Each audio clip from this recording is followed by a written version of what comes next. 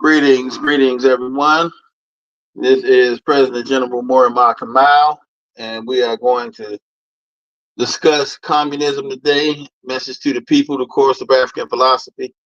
Message 17, communism is a pretty deep conversation. There's a lot of information Mr. Garvey packed into the lesson for us to understand where the Black nationalist community stands on the issue of communism.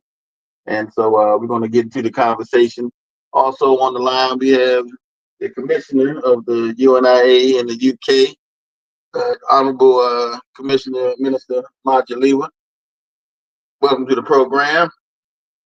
And I'm Yes, going to do yes, a sir. quick, Great Harvey Day to you. yes, sir. Great Garvey Day. Some good news we had to report after the program as well, dealing with some recent breaking news in the United States, dealing with the Garvey movement. So we're going to get right on into this one.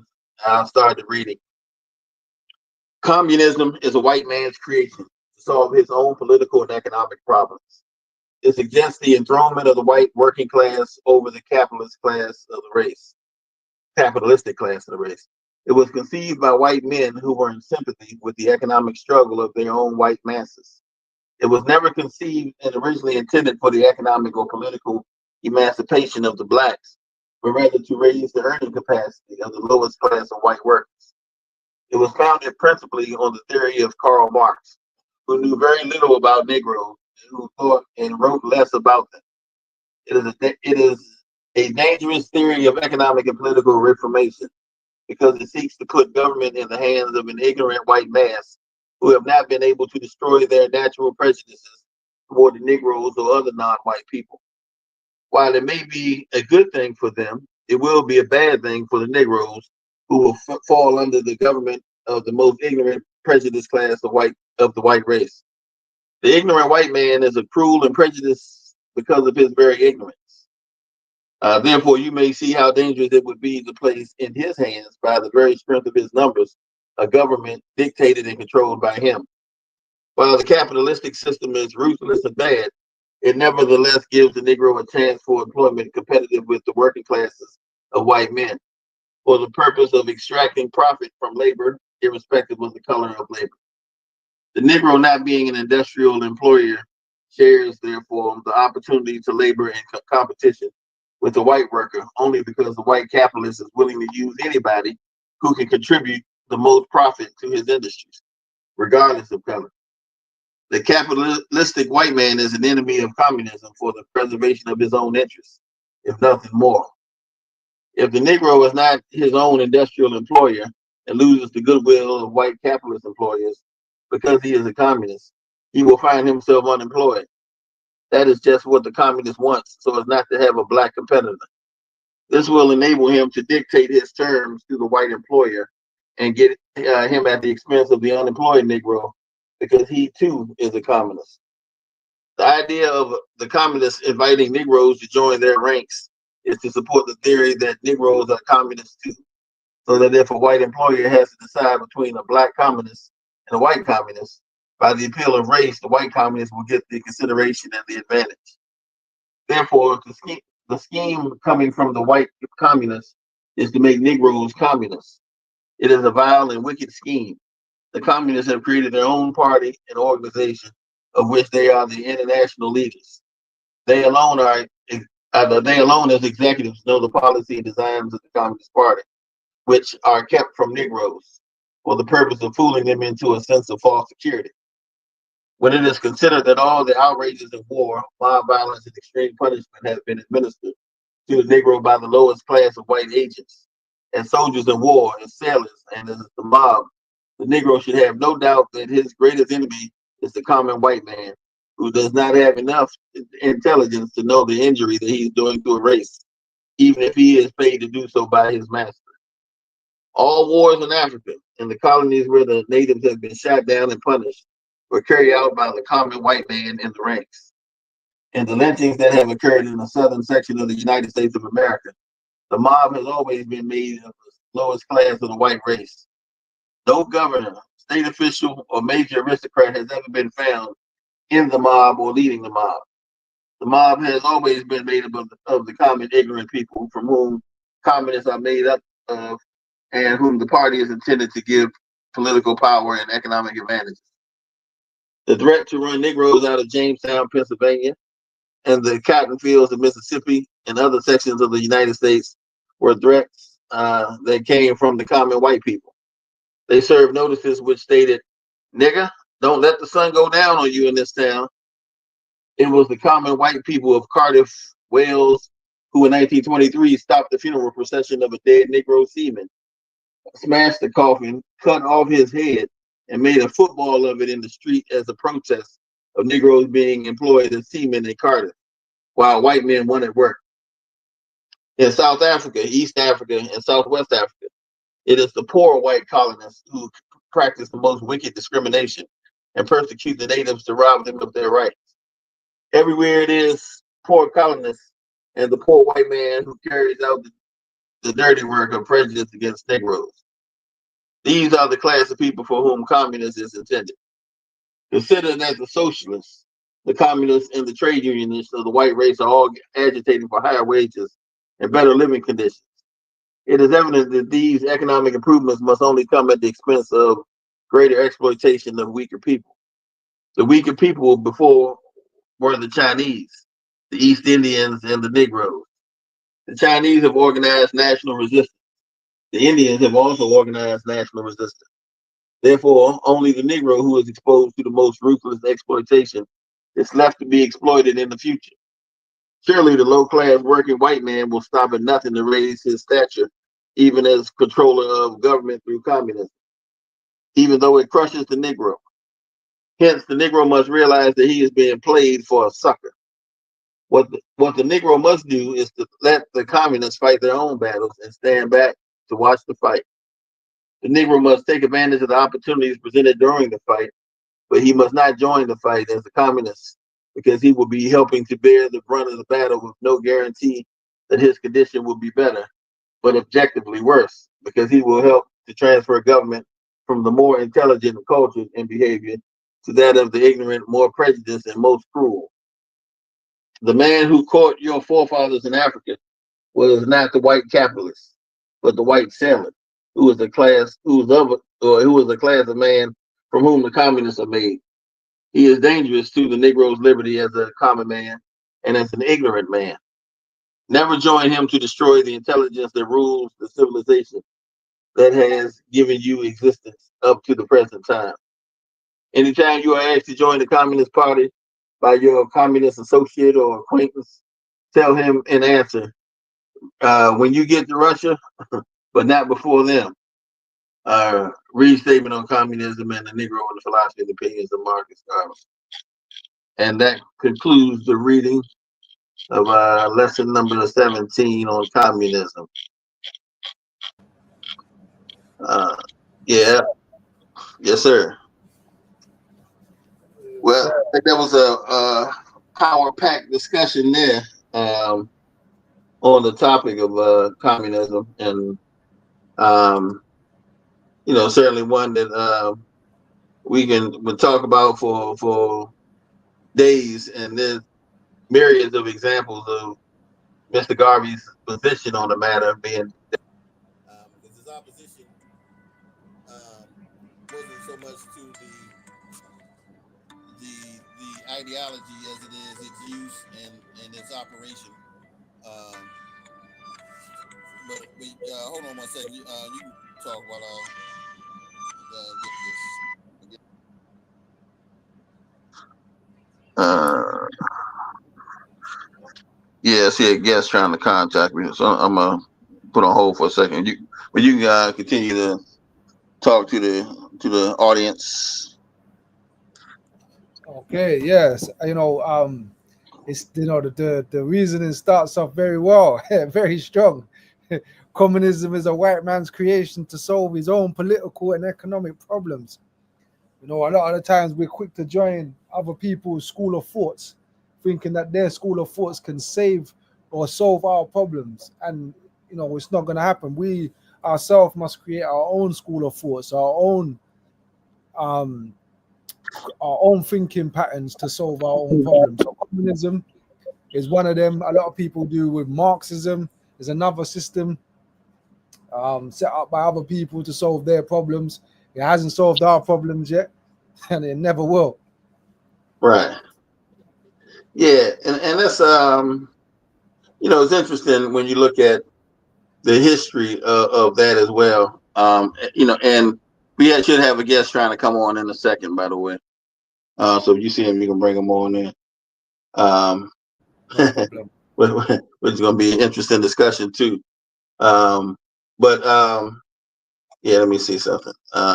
So it's interesting when you look at the history of the Communist Party USA in particular, as it relates to the UNIA, because they were, and let me say this even before I go that direction, that at the time when Mr. Garvey was speaking, communism wasn't that old a phenomena. It wasn't that old a ideology. It was still developing, and that's why so many people, even in the '60s, were still, calling themselves communists, but they had to modify with, well, I'm a Trotskyist, I'm a Leninist, I'm a Stalinist, I'm a this, I'm a that, and everybody had their own little brands, deviations of what communism is, because communism itself was kind of just being formed, and people weren't exactly sure what communism really was and meant, but they knew that, or at least they felt that its system would be more fair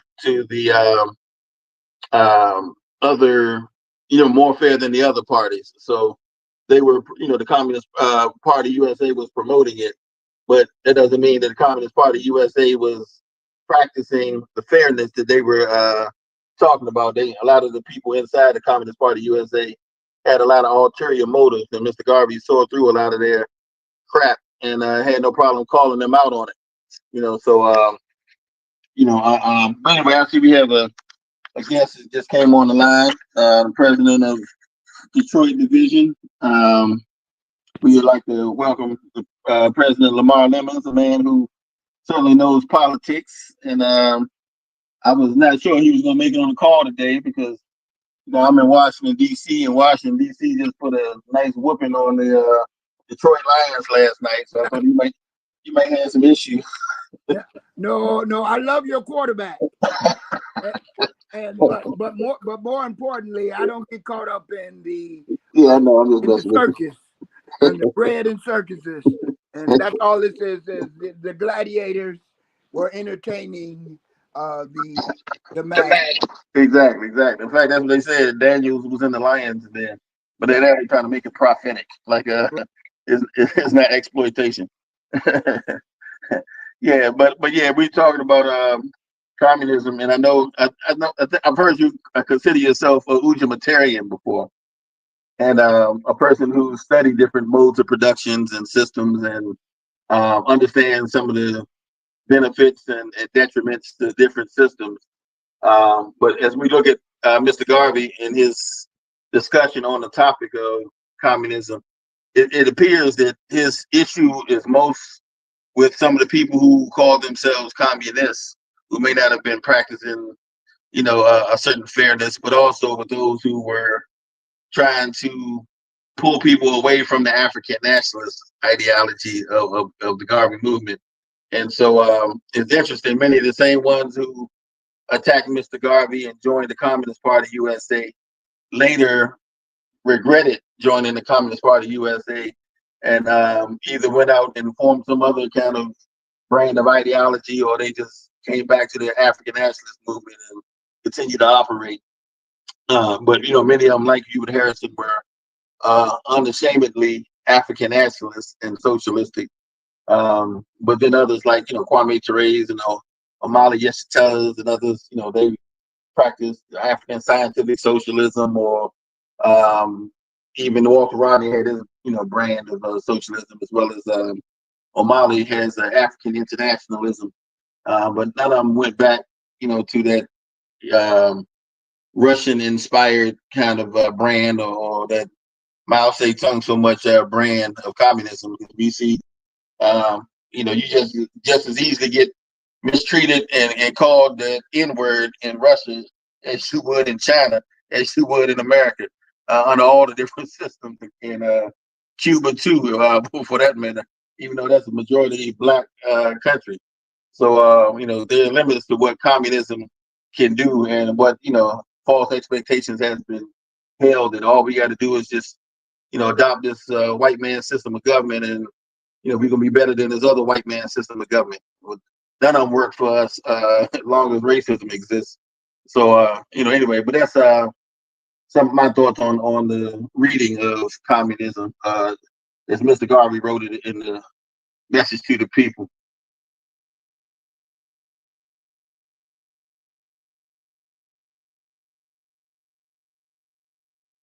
Did you want to make a comment, President Lemons? Yeah, but yeah, communism was always first of all, it was always a ideology that they were striving for, and in fact, the former Soviet Union was the Union of Soviet Socialist Republics, and so they were never, even Russia was never really communism. In the West, they did a good job of vilifying anything that was anti-capitalist. But as you pointed out, we can be enslaved under any system, irrespective of what they claim to espouse. We were enslaved under a system that claimed to be democratic. We are enslaved under the pre-democratic, under the feudalism system as capitalism evolved. Um, in fact, it was under that system and under the new democratic system that we were enslaved, uh, as it was emerging, and the capitalist system was emerging and being refined, with a democratic capitalism. Now, the basic principles of socialism, um, are like the principles of democracy, when implemented, in coordination, are fair and just. But it's always who's saying what, when, and what they mean. So, in the general sense, for me as an Ujamatarian, I believe in an international Ujamatarian. First of all, I believe what is best is what's the greatest good for the greatest amount of African people. That's number one. Number two, the resources of the earth, and if we were trying to be humanitarian in it, the resources of the earth, including the air, water, and land, belong to the collective. And since there is a finite, we know that even air is finite, um, then we know that its usage must be regulated. And so, and on capitalism, they want no regulation. So they will pollute the air, the water, and the land. They will confiscate the land, extract the land, and that's what the capitalists want. The socialists, in theory, want to, um, like the Ujamatarian, believe that this everything must be done for the common good. That's what they espouse.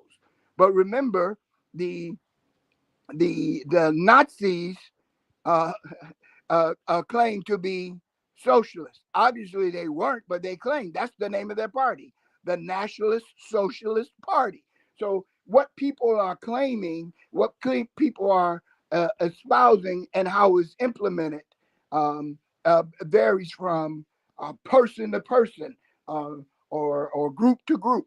So, um, only African universal nationalism serves as a defense against all such uh, interpretations and variations, and then amongst ourselves, we must implement a fair and just system, and that's what I mean by Ujamatarian.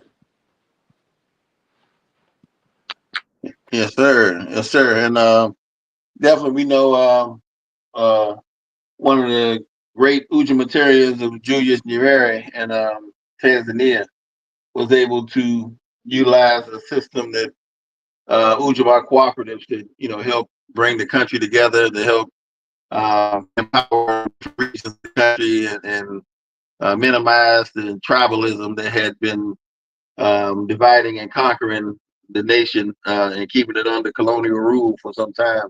So he was a successful example of people being able to demonstrate that we can use some principles in all the different systems of government. Because to some extent, we were the first governors, the first rulers, the first civilized societies that they gave the different laws and principles and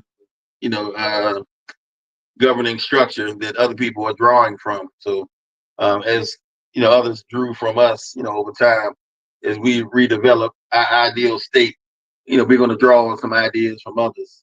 But I know Mr. Garvey was one who was, critical of that process and not taking some of the wrong ideas from certain people. He mentioned once in the history of communism that our modern systems of government have partly failed and are wholly failing.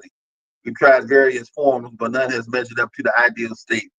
Communism was the last attempt, and its most ardent advocates have acknowledged its limitations, shortcomings, and impossibility. Then, to some extent, like you mentioned, it was the ideal more so than something that it was something to be attained rather than something that would really in a utopian kind of way actually be attained. But it was a standard to be set to try to equitable distribution of the wealth and all that sort of stuff. So it was good intentions, but again, like we said, racism once it gets involved, the actual practice of it isn't always coming out the way it was intended or desired to be. So a lot of people that Mr. Garvey clashed with, Otto Hooswoods, W.A. Domingos, the A. Philip Randolphs, and even Claude McKay to some extent, who were diehard, communists. Many of them fell out with the Communist Party themselves later on and realized the shortcomings after they trashed Mr. Garvey for it. In fact, if you look at one of the biggest communists and critics of Mr. Garvey, the life of George Padmore, boy, that says it all. Because Padmore came into the game because of Mr. Garvey when he was a young man. I mean, his family was in the movement. Of course, his great, not great, but his uncle, what's his name, Henry Sylvester Williams, was the head of the, president of the Pan African Association back in the 1890s. He was, an activist of sorts, and so Padmore grew up in that environment. But some of his first political education came through the Negro world, and he saw Mr. Garvey's anti-colonial leanings and became, activated and motivated to get involved in the movement. So when he came to the U.S. back in the 1920s, first thing he did when he went to Howard University was to join the Garvey club that they had at Howard. There was a number of international students from Africa and the Caribbean, et cetera, that had formed the Garvey club, and he was naturally, quick to join and became quite active even. In fact, he got so active, he may have been, at one point been the most active because one of the people who had railroaded Mr. Garvey, one of the ambassadors from England who had blocked him from going into Canada one time, was a guy named Sir Esme Howard. And Sir Esme Howard was coming to speak at Howard University.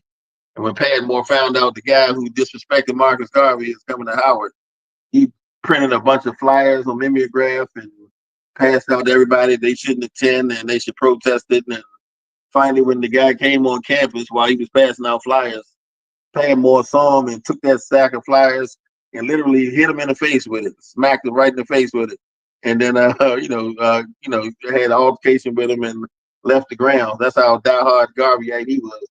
But the minute he joined the Communist Party and people who tried to make Garvey out to be this rich capitalist who wasn't towing the party line and all this kind of stuff, then Padmore started being anti-Garvey. And then when Garvey got when Padmore got thrown out of the Communist Party, U.S. or not only USA, but out of the Communist Party, because he was sounding too much like Marcus Garvey and he was defending black folks. That's when he started befriending Marcus Garvey again. And he and Marcus Garvey used to go to each other's house in England and visit each other. Mr. Garvey was supporting his movement for liberation of Ethiopia, etc. And then later on, when Mr. Garvey and Haile Selassie had a political rift, that's when he became anti-Garvey again. And then after Mr. Garvey died, he became pro-Garvey again. But it was always his flip-flopping, with these personalities. But many of them were communists, but it wasn't working as they had thought it would. When the Communist Party cared less about what's going on in Africa, and cared more about what was happening in Europe, and pretty much abandoned other races of people. That's when people saw the truth behind what they were really up to that Mr. Garvey had seen years earlier.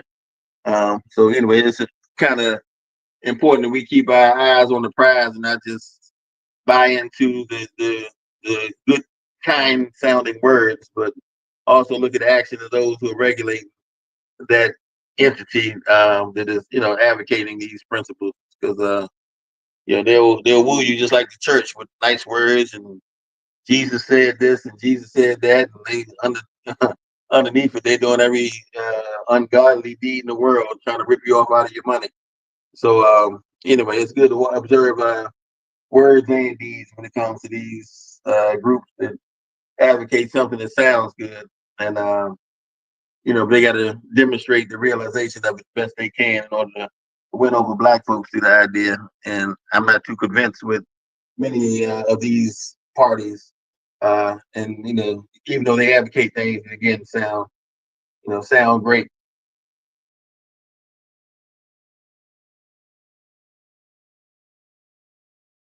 Yes, sir. It's interesting that you mentioned all of the other factors in there about the communists in our history that went against the Honorable Marcus Garvey. I just want to welcome our sister Nyasha to the conversations. Greetings, my sister. Great Garvey Day to you. Great Garvey Day to you, my brothers, and I don't know if we've done a New Year thing, if anyone believes in that, but welcome to the 2025 year. Thank you. Great Garvey Day. Yes, Garvey indeed. Day. Yes, indeed. But yeah, I was saying, sister, that President General mentioned a lot of the history about the communists, and their attacks on Garvey, which is quite interesting. As I was saying before, that we need a teaching, we need a school of thought that's going to solve our problems. Communism didn't even solve the white man's problems. Garvey mentioned from the first line that it's an idea of the European to help. It's his creation to try and help solve some of these issues in his community. I always ask, where has communism worked in the world? We look at all these communist countries and things of that nature. Where has it actually worked? And I'm asking even the President General that question for him to even maybe give me some information on where communism has worked. Because I'm still trying to figure it out. Yeah, I don't think nowhere it has achieved its objective. I mean, there are places where, like, people brag about Cuba, even though they have the embargoes and all these things, that they've been able to educate more doctors and do all kinds of things that are admirable, through their, system, politically. But at the same time, for a country that's, from what I hear, 75% black in population, they don't have one black political figure in all of Cuba.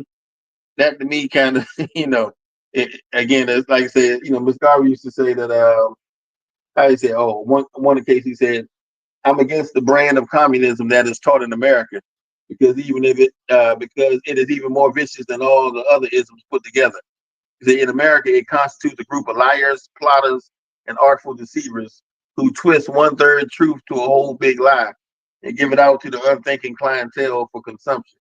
But sometimes you can say, "Oh yeah, this is doing good. Well, this is a good byproduct of the system, and we just keep pushing this. We'll do better than that and the other." But then you got to look at the whole picture, and the whole picture is not as pleasing as sometimes they make it out to be, which is when you start losing people. If you were honest from the beginning and say, "Yeah, we still got some kinks to work out. This isn't maybe as fair as it ought to be, and this could be a little better." But typically, again, we are the victims even in a communist society. There's no way in the world you can tell me communist China loves Africa and is going to treat people fair. There's no way in the world you can tell me the white Putin Russia is going to welcome folks. Now he may do a business deal with some folks in Africa, but he's not looking out for their interests any more than Britain or America or the Arabs or any other group. Going over there to do business and trade. They're looking out for their self-interest. And so, as fair as it may be, it is still, something for them, by them, and not really for us. Even though we can benefit from principles of it, that there are, certainly laudable, admirable qualities that went into the formulation of that idea. But we don't need to be suckers for any other people's ideology. If it works for them, great. Mr. Garvey praised the folks, when I think it was Lenin died, Stalin or whoever was that. He had, Had to be Lenin. Stalin died after. Yeah, right, Lenin. So he had praised them for developing a system that works for them. And he say that, hey, if it works for communist Russia, congratulations. And this is I don't have no comment. That's none of my spiritual business what they do, but that don't mean we're going to necessarily apply it to us. But I'm glad that it works for them. And so when some of these folks again came to the U.S. and were trying to join the labor protest movement, and they were putting the blacks out on the front line and having us getting beat up and shot and what have you, and trying to join their party. As soon as the strike was over, the first person, if they had to choose between the black communists or the white communists to work inside the company, they're gonna choose the white communists. So, I mean, only chance we had sometimes is that we were willing to work, for a little cheaper than the other man, and it was in the capitalist's best interest to hire us. But as soon as we started trying to be activists and more like act as ifs, that's when we started ended up in a bad way. And like I say, a lot of that discrimination was visible at that time. Mr. Garvey pointed it out, and of course they didn't like it, so they tried to trash talk Mr. Garvey every chance they got. But again, the communists always say, the internal contradictions were there. So they don't always point that out, but every system has some challenges. But there was a whole lot of internal contradictions in the party, and it led to a lot of confusion. So Absolutely. As it evolved, they never even, first of all, after Lenin died and Garvey, as you pointed out, then they went right from a, a, a, a forming communism into an authoritarianism. Stalin clearly was a dictator. And even in our beloved Cuba, where they did some positive things, it still was done as part of a benevolent dictatorship. Yes, Fidel did some things that were fantastic, but he did that as an authoritarian and not as part of a communist form. And so, I would dare to say communism has never been tried. And even here in the United States, we don't really have a democracy. So democracy hasn't been tried. All those years, even in World War II, when Africans were people of African descent were not allowed to vote in where they were the majority in this country, which was the South. They were claiming they were a democracy. And how can you have a democracy when millions of your people are prohibited from voting by for the color of their skin, or used by other methods to target people because of the color of their skin, even as that color was deleting as we had no defense against white men preying on our women during this time period. And so they created massive amounts of so-called mulattoes or mixed race people. And so the there's never even they've never tried democracy, at least for sure, not in the United States. Um, and even to this day, what they do is they in the southern states where there's still substantial amounts of African Americans, where they are 30 and 40% of the population. In many of those cases, they slap them with a criminal charge, and when they release, they are prohibited from voting. So there's no democracy. Let the world know the United States does not have a democracy, and and they just voted for, the white majority just voted for an authoritarian uh, um, um, in their system where there's democracy for white people, and there always have been since Andrew Jackson. First, it was a democracy for the white rich, and then since Andrew Jackson was president, there was democracy for poor whites.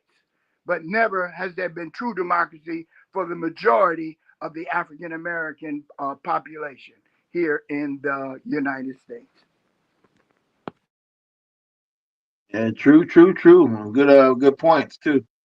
Um, yeah, and it's I remember years ago, and kind of well, still on the same point, but I was remember years ago when I had proclaimed Black Power somewhere. Um, some of the white socialists or some of the liberal activists had the gall to ask me, that was a racist comment to say Black Power, and I had to, tell them what I thought about that opinion. So I remember I wrote something, and I was looking at it a little earlier. Let me see. I said, I said I gave a historic and diplomatic opinion of what I thought. Let me see. I told her the Black Power is not racist; it's race first. I quoted the words of the socialist Walter Rodney, explaining that Black Power is a call to all Black people to throw off white domination and resume the handling of their own destinies. It means that Blacks would enjoy power commensurate with their numbers in the world and in particular localities. Whenever an oppressed Black man shouts for equality, he's called a racist. This was said of Marcus Garvey in his day. Imagine that. We are so inferior that if we demand equality of opportunity and power, that is outrageously racist. Black people who speak up for their rights must beware of the device of false accusations. It is intended to place you on the defensive and, if possible, embarrass you into silence. And in the next case, she wanted to uh, pretend class trump race, and that class was more important than race. When I was talking to the lady, so I shared the opinion of another socialist, Hubert Harrison, who once declared that since most white socialists had been reared in an atmosphere of color prejudice, they habitually thought the white first, and whenever their economic interests were threatened, they were always ready to sacrifice the Negro. He determined that if the blacks thought in terms of American first or class first, we would be minimizing our group interests. And finally, I informed her that the philosophy of race first is best encapsulated in the Garveyan analogy. In a world of wolves, one must go armed. And the best defensive weapon within the reach of the first race is the practice of race first in all parts of the world. Mr. Garvey demanded that every Negro's interest must come first in all things of humanity. Not until you serve every Negro in the world should one seek to be kind to others. Charity begins at home. And that pretty much shut the lady up. But, it's just funny how some people become so engrossed in that psychobabble when they, get into party politics and ideology and, pressing people to toe this line and toe that line. And you got to take this position and that position and get real pushy if you don't, agree with everything they say and do. And, fighting back and forth between these different cliques who think they know everything, but, haven't been able like you said, to successfully demonstrate the practice of communism or socialism, or like I say, even democracy anywhere in the world. So, the hypocrisy that comes from that camp of advertising something that they've never really produced is kind of worthy of our being able to acknowledge and maintain awareness of, because we don't want to get lulled into, again, high sounding things that actually never been tested and proven tried and true. So we hear all, but tend to that which concerns us, as Mr. Garvey say. We hear it all. We listen with open ears. And, I'm not an advocate of capitalism, communism, or any other capitalism they put together. Yeah, we definitely need to, govern ourselves the best way we see fit, the most fair and equitable way we see fit.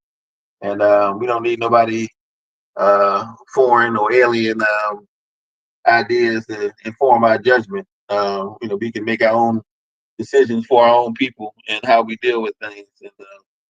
And so I mean, Mr. Garvey used to hate when folks be calling each other comrade and trying to buy into all these little cliches and things that everybody like pushing, so they can try to win you over to this class versus race thing, as if once communism is implemented, we're not going to have any more racism.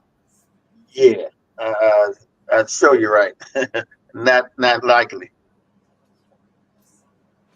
Not only that, the communism has never espoused a healing or repair for, as in reparations, for the people that they had been part and parcel of. In fact, mostly the stormtroopers for colonialism and for injustice to performed by their collective against people of African descent globally.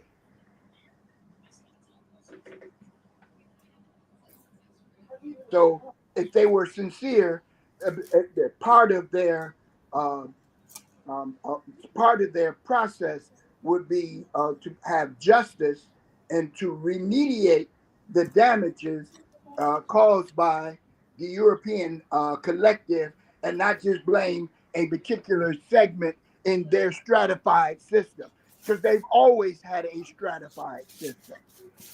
As we say, capitalism evolved out of European feudalism and the corporate structure really implemented by people that were later to become Zionists, but they were Jews who had settled in the Netherlands, and they formed the corporation as a way to have a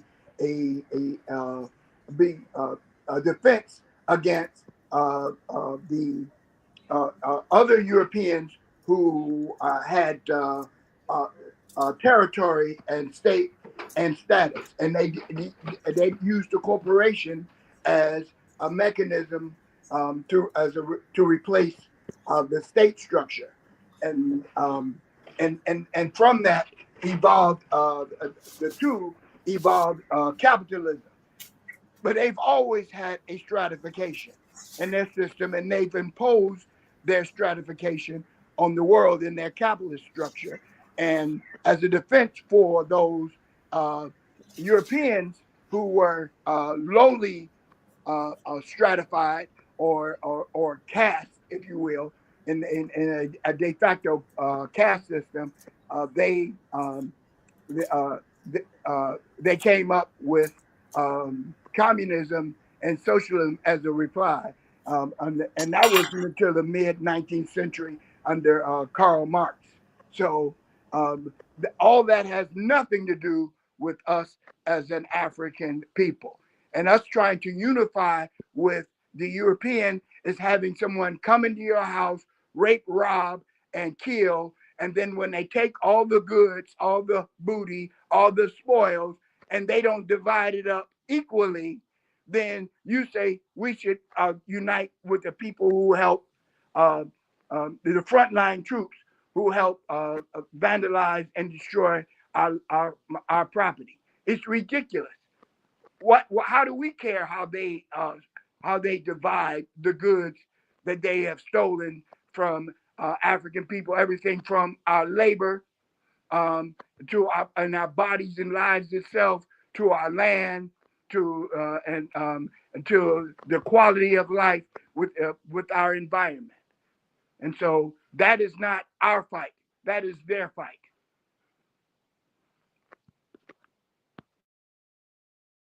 Race first. Yeah, absolutely true. I was trying to remember the name of that. I remember reading the Green Book that Gaddafi had put together some years ago, when he was, formulating the party. I forgot what they call it now, but I remember he gave an example, or someone. Uh, I think he gave the example, or someone who was a member of the party had pointed out the hypocrisy with American democracy. And they did when it was an election in D.C. At the time, because the popular mayor, Marion Barry, had just lost office, and so it was a ton of people vying for a position as mayor of Washington D.C. So they had about 20 people running for the candidacy, and so out of the 20 people who were running for mayor, it was the person who won with 13% of the vote. And so he had pointed out, well, how is that democracy? You mean 87% of the people didn't get who they want, and this 13% did, and somehow that's fair and everybody is happy.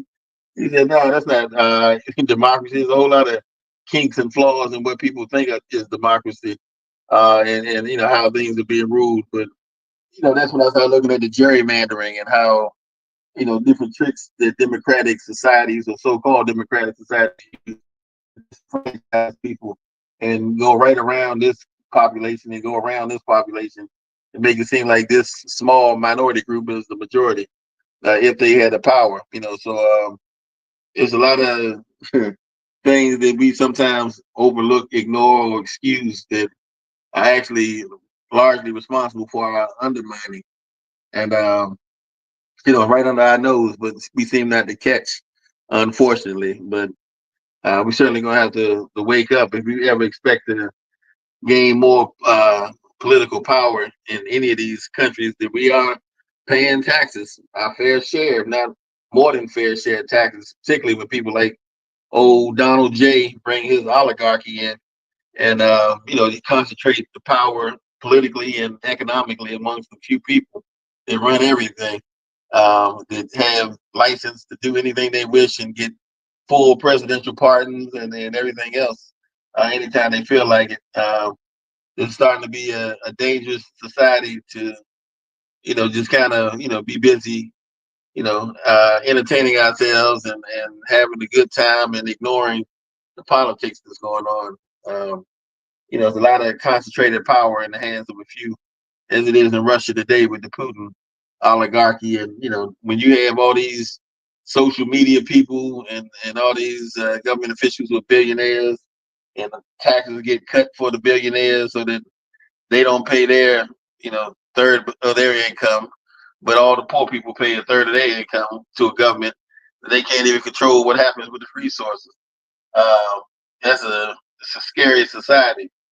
So there's a lot of kinks and mistakes and all these governments around, but we have to be mindful of that. That again, once we get in the position to be self-governing and sovereign in Africa and abroad, to be able to know how to exercise fairness as best we can in governing ourselves, so that we don't repeat some of these mistakes that always lead to chaos and confusion all around the globe, wherever people, with means, easily corrupted and can do as they wish.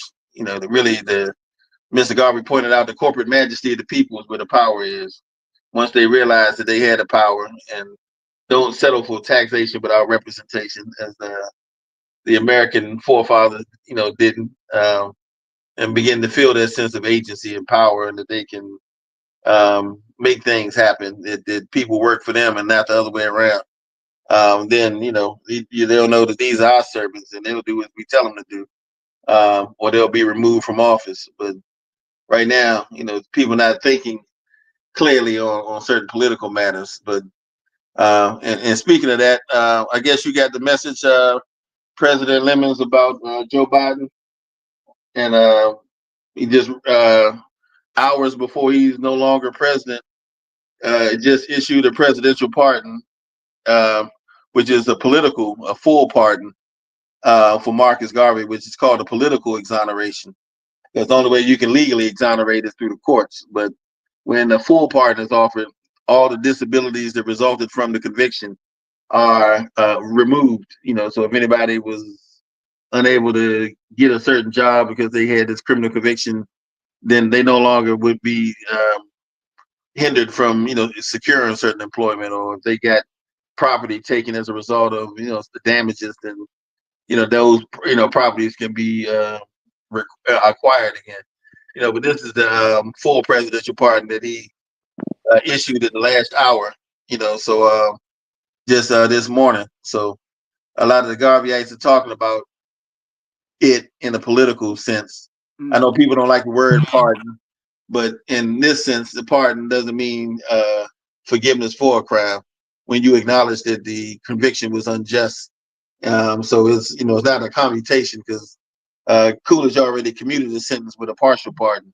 Right. So that's not what we were looking for, but it's the full presidential pardon with that acknowledgement that was issued by the Congressional Black Caucus after showing considerable proof of his innocence. And the Congressional Black Caucus years ago, back in the 80s, had held a judicial hearing. A congressional committee had held a hearing in the Judiciary Committee and determined or expressed the sense of the Congress that Mr. Garvey was completely innocent of the crime he was accused of, conspiracy to commit mail fraud. So anyway, they utilized that ruling and all the information put forth in that hearing, as well as a judicial review or recommendation by the law firm of Aiken Gump, who reviewed all the matters of the case and presented it to the White House pardon attorney. And once all those things were considered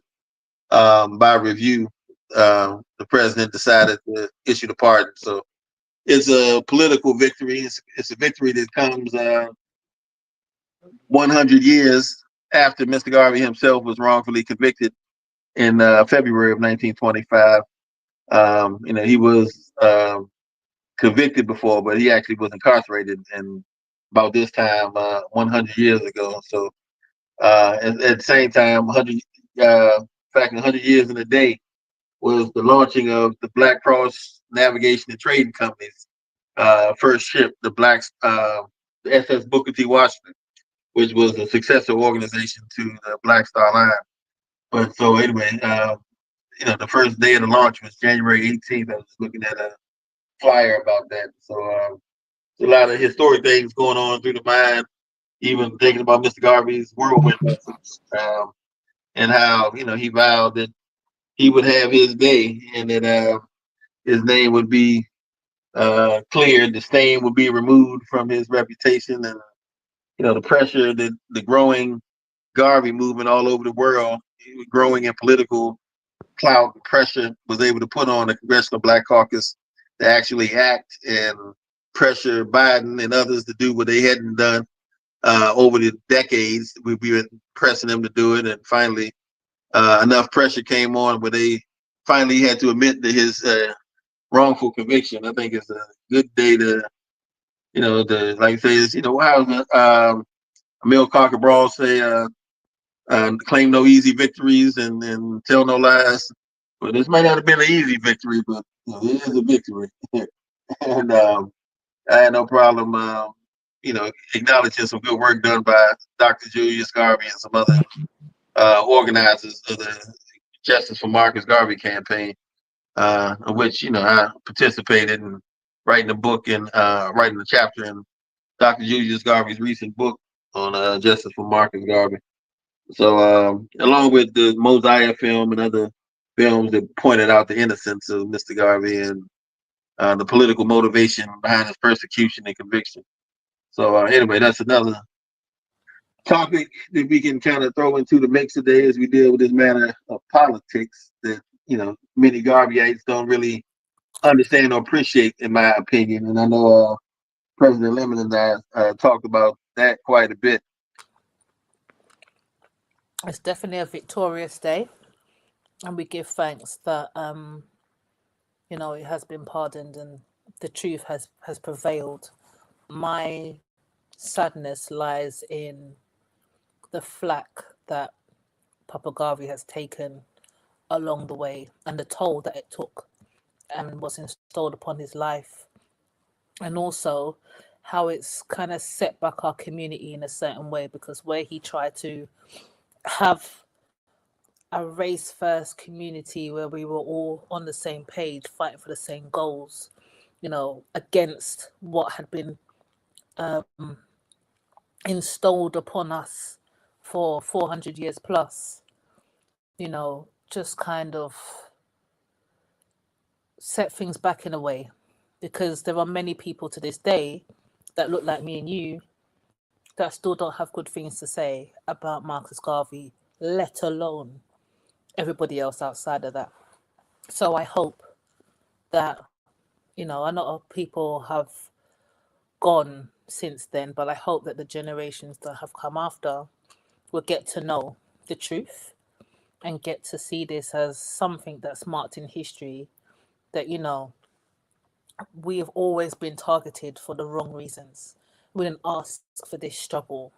And that, there was a man that was great that tried to do something for us.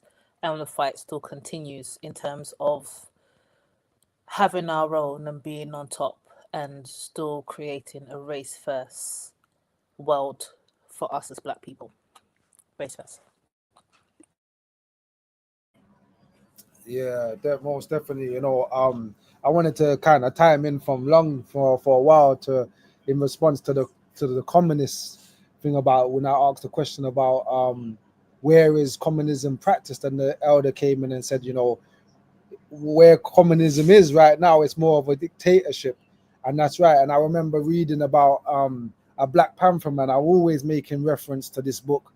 I read a book years ago called Hijack, where a Black Panther member was trying to go to Cuba to get weapons for the struggle, and he ended up taking over a plane and flying to Cuba, and they arrested him. He robbed everybody on the plane. They arrested him. He spent years, I think he spent 12 years in prison in Cuba, and he said he would rather be in prison in America than be free in Cuba. It's this idea of communism that we bought into. It didn't work for us, and it hasn't worked for us. But in moving on to Papa Garvey, I hope that people understand the work of his son, because his son Julius Garvey was really the one pushing for this. um for me, it doesn't really make a difference, because I never thought Marcus Garvey was guilty of anything other than trying to uplift Black people. But what it does show is that the government, for those that don't know, the government of America refused to see African people liberated, to the point that they would frame a great man like Garvey, put him in prison, deport him, and ultimately kill him in the long run, with stress and all the other things that came along with it. The UNIA in the 1920s remains to be the biggest, most productive movement we've ever had. So for them to shut that down, and if you look around now at our community, and you can see, the problems that we're facing in our communities around the world, and this man had a philosophy that could have changed the dynamics of our trajectory of our lives, where we were going. It would have changed. But the wicked government of America and the West, they did their best to get rid of Garvey.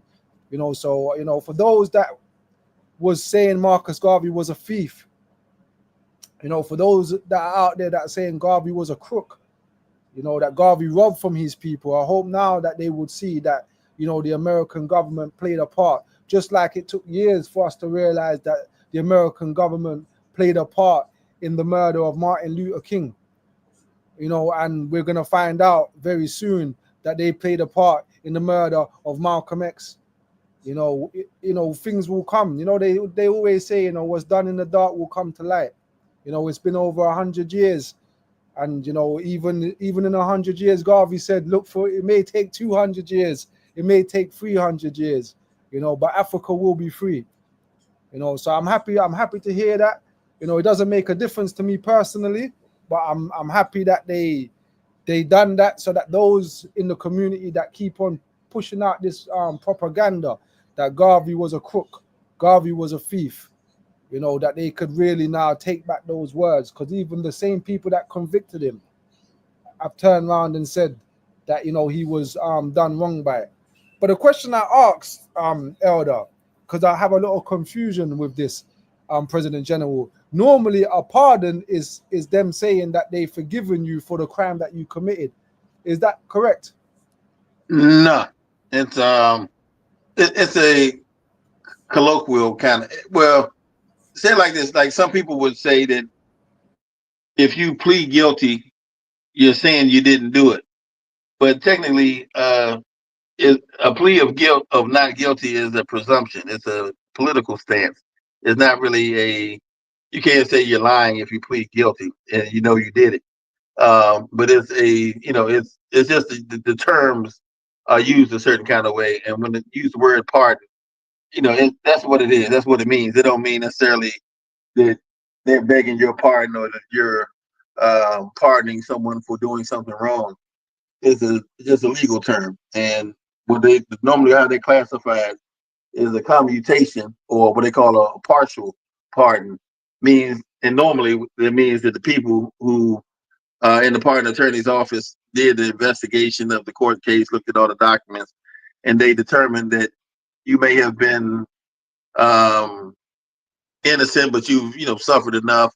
You deserve to be released. Keeping you in is not going to do any good. So that's more of a pardon in the literal sense. That we're going to let you out. But when you get a full presidential pardon, which means that they looked at the case and realized you were completely innocent and that you were wrong and that it was politically motivated and that kind of thing. And then they come out and acknowledge that you were innocent and that you were wrongfully convicted.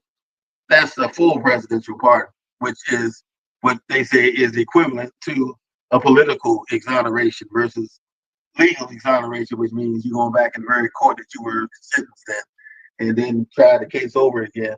And had a different determination. So since the cost of doing that, and you can't always pressure a court to look up a posthumous case from 100 years ago and then they're trying to retry the whole case, it takes a lot of time and money, and they can easily turn down your offer to appeal it posthumously.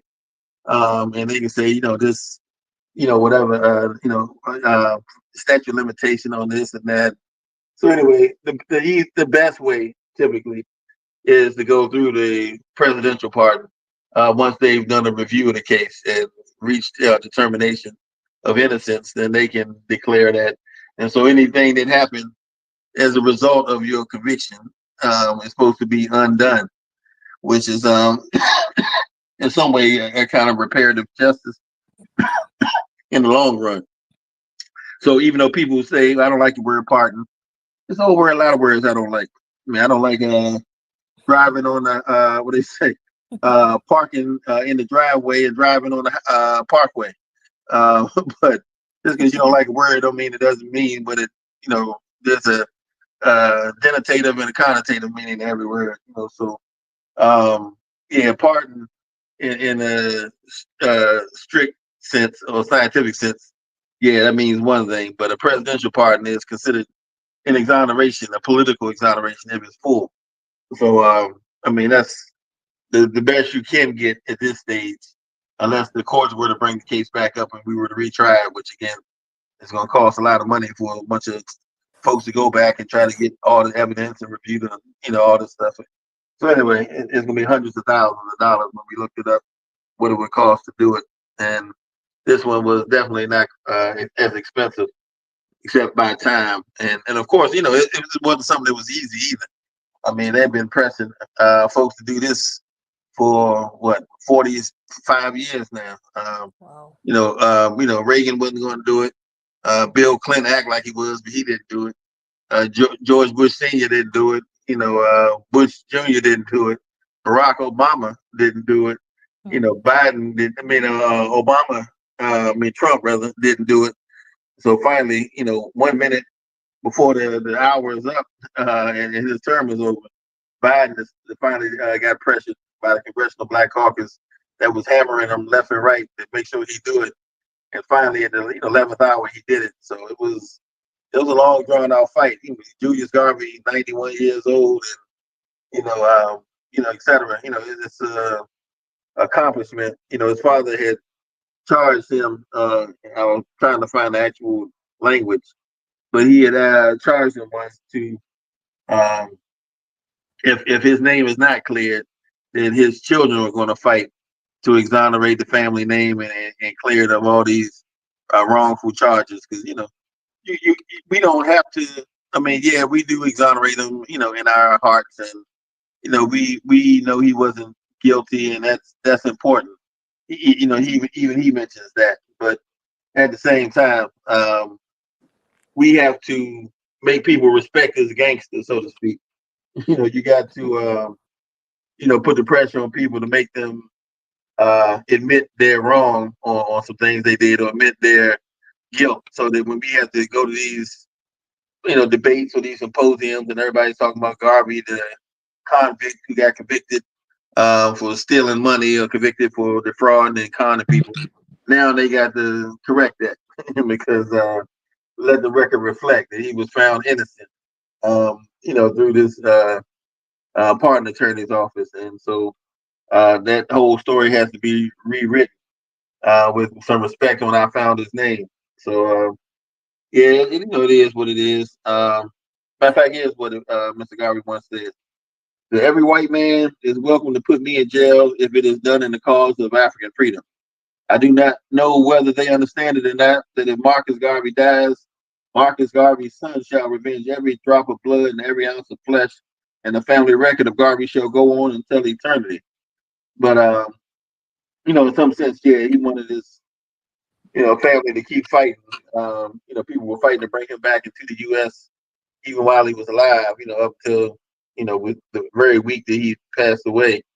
A lot of work that could have been done, wasn't done because of his inability to get to the States, where he had formed a strong base. So even though this happened again 100 years after his wrongful conviction, it is, at least on paper, the fact that we made them do what they did against their will and admit that they were at fault and not Mr. Garvey. It's a day that we can accept. It may not be a major win in some sense, but it is a principled victory, and something that Garvey should be proud of. That we got a little bit of juice to win the ears of the CBC alone. So we ain't exactly been ignored, and it may actually begin the process of us getting more visibility or more exposure, because now all the media want to know who was Marcus Garvey. Tell us why this is so important and blah, blah, blah. So, I mean, it's a little momentum bump that comes from having this discussion in the limelight, so it's a political win in my calculation, even though some, seem kind of oblivious to it. But yeah, I mean, I put in some work, so I'm proud. Yes, sir. Yeah. I had a question. Did you have anything to add, Brother Minister? Oh, go ahead. I can jump in after. I had 3 questions actually. First and foremost, and thank you for that, Elder Mamo. Can I ask, is Marcus Garvey's son, Julius Garvey, in good health? That's my first question. Yeah, I will say Relative. for a 91-year-old man, Yeah. he's at the peak of health. Wow. Now, I'm not saying he's going to be entering any marathons anytime soon. And, I can tell since I met him. I guess it had to be in the late '60s, his late '60s, till now in his, in his '90s. I can see some decline in memory and sharpness, but for the most part, yeah, he's sound mind. He's writing. He's traveling. He's doing things. And he's not any handicap of any Yeah, sorts. But like I say, because I knowing his brother and his bout with dementia and all that, and you yeah, know he, yeah. all that. I would presume that over the course of the next few years, he may have more cognitive decline. But for now, yeah, he is pretty alert and astute. The reason why I asked, and I don't want to sound like I'm, bringing his death forward, is that I just wanted to say that at least, peace of mind, he could rest easy, So if he wasn't, he could rest easy. But even so, the fact that he's still able to keep going and, do the works and still living in, fairly good health, must be really victorious to see the day that his father was pardoned 100 years on. So that's the reason why I asked. The second question I had, and it's two and three questions, but one, how does this now affect, or yeah, I'll just use the word affect, for lack of a better word, um, the UNIA? And the second part of that question is, how do you think it would affect the NAAPC? And the reason why I asked that second question is because, we had, well, there was, I won't say we, but there was a man, and his name has gone out my head, who, fought Marcus Garvey tooth and nail, Oh, Dubois, and Dubois. Du Bois, thank you. Yeah. And really tried to stick a dagger in Marcus Garvey and the works that he was doing. And he kind of came around, but it was a bit too late. Um, how do you think it will have an effect on that organization also? Because they get, well, correct me if I'm wrong, but what I see is that they get more recognition, they give out recognition to people in the community, but it's not an organization that is just race first, or is race first. So how does it affect both organizations, and do you think there could be any works that can be done together, or that would affect them differently? Sorry, I'm asking more and more questions. I hope you get my point.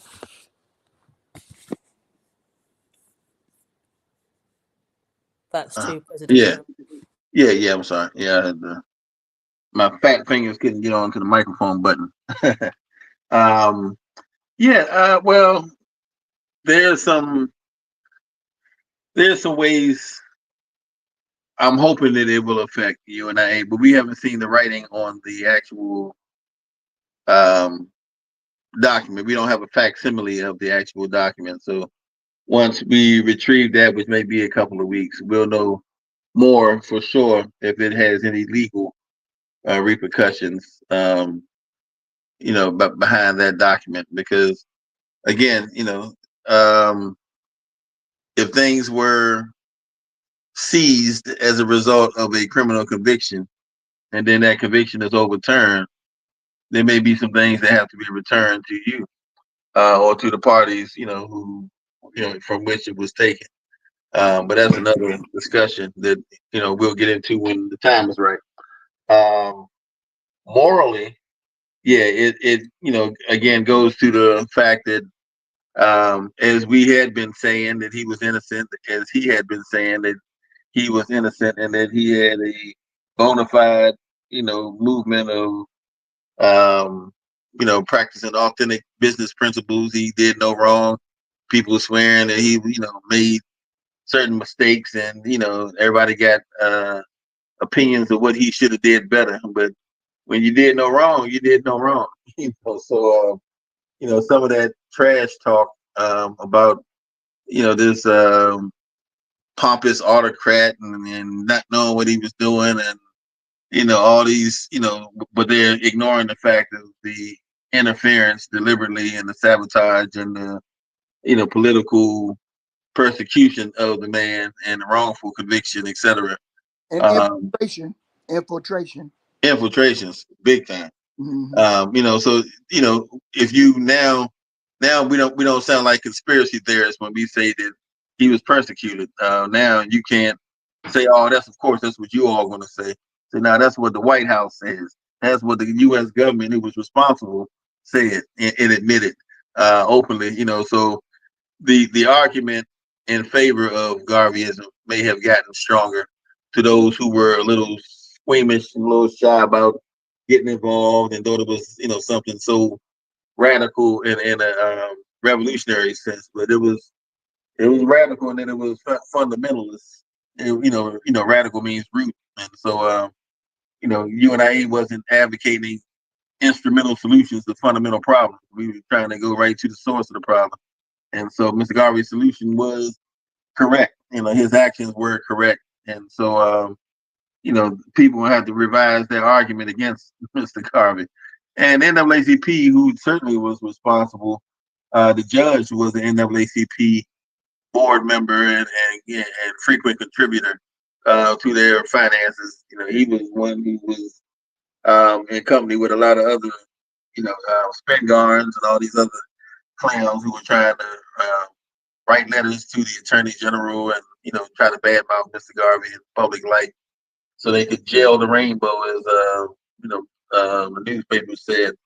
A lot of these haters and naysayers who eventually were the scholars who wrote the books on like Black Moses and Negro with a Hat and all these, you know, books that vilify Mr. Garvey. Well, now let me hear them, you know, say they were wrong and they got the story wrong. They had misinformation. They thought he was guilty, and they found out that he wasn't, that he was innocent. You know, so I mean, they may have to change the narrative. Now, a lot of the people today in the NAACP aren't as familiar with the history of the UNIA, and so some of them find it easy to not be politically antagonistic toward UNIA.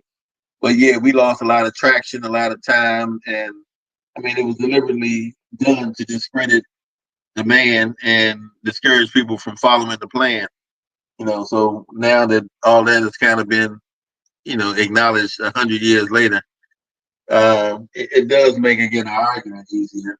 But work still has to be done to, you know, prove that Mr. Garvey had the best plan of all, and to demonstrate how it should have worked had the government not committed the crime that they committed against him and trying to sabotage him because, you know, they couldn't defeat him any other way. You know, just like Mr. Garvey's argument says about white supremacy, that they know goodness well they're not supreme. If they were supreme, they wouldn't have to sabotage you in everything they do. You know, if you want to run a race against somebody and that person, you know, is not as fast as you are, you know, you wouldn't start the race by hitting them in the leg with a baseball bat and then running the hell, taking off. You know, you knew they couldn't beat you. Why would you try to sabotage them? You know, the fact that they tried to sabotage him shows that he was beating them at everything they were doing, and that he was outpacing and outrunning and outperforming anything they thought possible by black folks. And so, in destroying him, they actually were trying to destroy us. And you know, again, this day is a political victory toward us being able to, you know, pressure them into admitting their wrongdoing. You know, so you know, hopefully again the record will reflect that in the latest books coming out on Mr. Garvey. They're not following the same old line about, you know, the Garvey the criminal, Garvey the fraud, and you know, con man and all that. You know, it's Garvey who was wrongfully accused of being this. You know, thanks to the judgment or the ruling or decision, I should say, by Biden today. So anyway, that's is a victory for me. I'm happy about it, and you Yeah, know, I'm ecstatic, and let me tell you why. mm-hmm. As you know, that in the United States, probably 95% of the African American population is not familiar with Marcus Garvey now, and so now this gives gives us a talking point. This gives us an entree. This gives us to point out, because as you were pointing out, we were steered toward a more a system of towards the NAACP and which was actually controlled by white people or Jewish white people, and always has been, and still is chiefly funded by them in the U.S.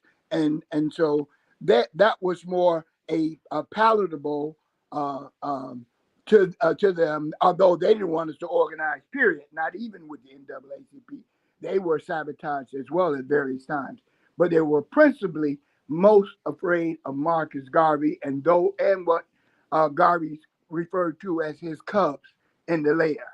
And so, as one of those cubs or descendant of cubs, I am ecstatic that we have a talking point to which you learn from what you understand, from what you don't understand to what you understand. So people will learn more about Garvey because they understand some semblance of how the U.S. government operates, some semblance, and so it gives us entree and talking point to talk about his exoneration, and then curiosity will help spur them. Who was this man, Marcus Garvey? And that's where we'll be working together here in the U.S. to inform people of Marcus Garvey, his program, and why it was sabotaged and undermined. Right. Yeah, it's a great point too. And it's interesting, because not only today was the day that he was given the full pardon, but today is also the day that the film Mosiah is available on Amazon, available to rent. So if you all want to see the film Mosiah but have not seen and have Amazon account, you can order it and have a Mosiah party. And there are scenes in the film. It's a short film, so you can't get everything in it. But there are scenes in the film that highlight some of the craziness that was going on during the court case when Mr. Garvey had to represent himself because everybody who he had retained, all these big time Harvard attorneys, former attorneys for Booker T, these giants who he went to and was willing to pay, top dollar for. All of them came to him after going to the prosecutor and tried to get him to plea bargain, the plead guilty, and lied to his own people and to the public by pleading guilty to something he knew he wasn't guilty of. And so when he found out that they were, and all of them wound up getting, an appointment to be assistant to the U.S. State's attorney, in their different regions, or U.S. Attorney General, I should say, in the different regions where they were. So it was, it was a political coercion to some of his lawyers to try to get him to cop a plea to a crime that he did not and could not possibly have even committed. And so for standing strong and deciding to represent himself and fight, and everybody called him a fool for representing himself, but realizing that he couldn't have won the case because they were deliberately politically motivated in trying to convict him of something. They were going to find something and pressure the jury to convict him of something or make them go back to the court case all over again. This was the BS that we've been talking about for years that we've been pointing out. And so now it's coming to light. Yeah, so not only do we have that talking point during Black History Month, we had the film to talk about now and during Black History Month. And then coming out of that momentum and messaging and talking point, hopefully it will catapult us in some more opportunities to build upon the movement and the ideas. And this also being the year of Malcolm X, which is one of Mr. Garvey's ideological sons, being the 100th anniversary of his birth. Mr. Garvey's name should be everywhere, as well as the 60th anniversary of his assassination. So yeah, this is an interesting year for us to acknowledge those who came before us and to continue, bury the man, continue the plan, and I think we'll be quite productive this year in building upon their legacy. Now, a legacy that was given an extra chip on the shoulder now that we got his enemies to concede their wrongdoing. So Yeah, I'm I happy. have to go now because we have a UNIA meeting at 3 o'clock our time. Oh, yes, sir. 20 minutes from now. So race first and continue on, family. Yes, Yes, sir. sir. Thank you Appreciate your for participation. yes, sir. Thank you for attending today. Yes, sir. Yeah, I know, President. I understand the significance of this. It's a great thing, and I just hope that they can no longer use this case against Garvey's legacy and the UNIA because they've written books saying Garvey was a criminal. They can't say that no more. We already knew, but for those that didn't know, like there's a lot of people of that generation, like my grandmother's age group, that would say Garvey was a criminal. They actually believe that.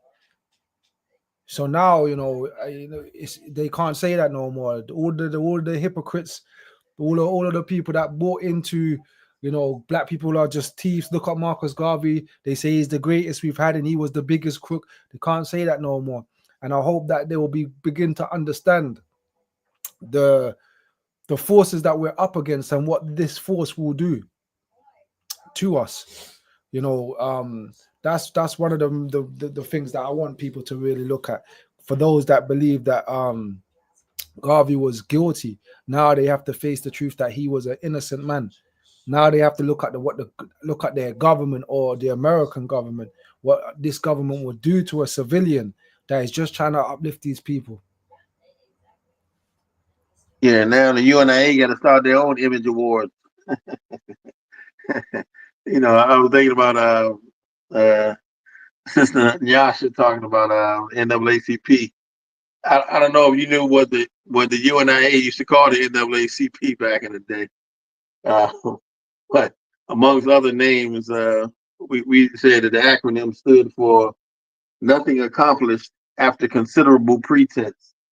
And today, people still would be of that opinion that um, they haven't really accomplished anything other than individual cases, maybe that they litigated in court that were successful. But they've been marching for 100 years and they moved an inch close to any kind of real justice in this society.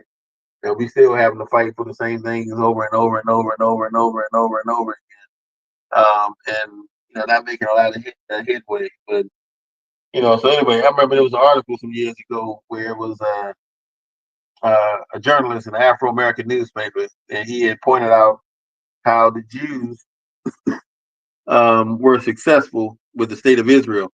And he mentioned that Mr. Garvey years ago had talked about us developing industry, talking about us having sovereignty in a land of our own, being able to go back to Africa and establish a settlement and begin, industry and advanced technology and do all kinds of great things. And we would have been, successful long before the Zionists, Jews were able to go back and do what they did. And then there was another group that was telling, the Zionists were telling this other group, which is NAACP, was pointing out, they were all the time telling them, y'all don't need industry like us. Y'all don't need sovereignty and independence like us. What you all need to do is, fight for a chance to, go work at McDonald's or go to work with the white folks or use the toilet with them. That's all you all need, civil rights. And so, everybody abandoned the Garvey plan and went jumped on the civil rights integration bandwagon. And here we are again 100 years later, and we still ain't got the civil rights we were fighting for, which really meant nothing in the first place. And had we exercised Mr. Garvey's plan, what would have we accomplished by now? So anyway, it's a day that causes us to reflect upon what we lost through this process, but also why since we remain principled from this day. The UNIA yesterday is still rooted in the same principles, beliefs, constitution, declarations, and everything else as the UNIA of yesterday. So we can celebrate our not forsaking the great vision and philosophy and program of Mr. Garvey. Even though we may have declined in numbers or in quantity, we rising in quality. So with time, yeah, we'll be able to make the program as successful as it once was, and even greater. We now got that momentum, and I'm ready to rock and roll with it.